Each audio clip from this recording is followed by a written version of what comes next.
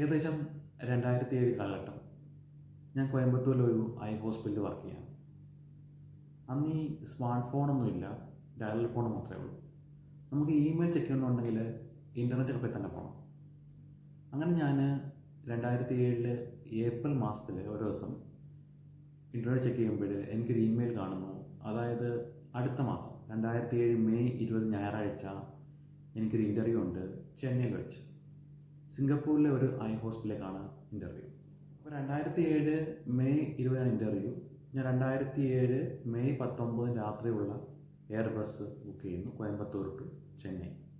രാത്രി 10 മണിക്കാണ് ബസ്. അതിനുശേഷം പിന്നീട് ഞാൻ ഇമെയിൽ ചെക്ക് ചെയ്യാൻ പോയിട്ടില്ല.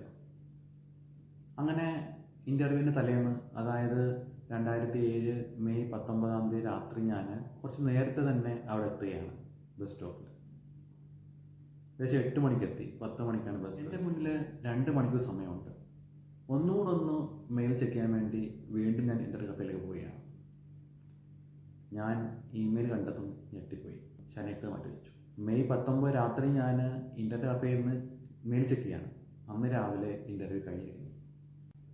പിന്നീടൊന്നും ചെയ്യാനില്ല. നമ്മുടെ കയ്യിലുള്ള കാര്യങ്ങൾ, ഇൻ്റർവ്യൂ കഴിഞ്ഞു, എല്ലാം കഴിഞ്ഞു.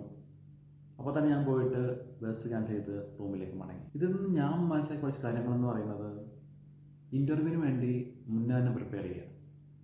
അതായത് ഇൻ്റർവ്യൂവിന് മാത്രമല്ല, ഇൻ്റർവ്യൂ പോകുന്ന രീതി, പോകുന്ന സമയം, അതേപോലെ നമ്മൾ എപ്പോഴും അപ്ഡേറ്റ് ആയിരിക്കുക, അതേപോലെ അതിനെ കൃത്യമായി ഫോളോ ചെയ്യുക. അവസരങ്ങൾ ഏത് സമയം വേണമെങ്കിലും മാറാം.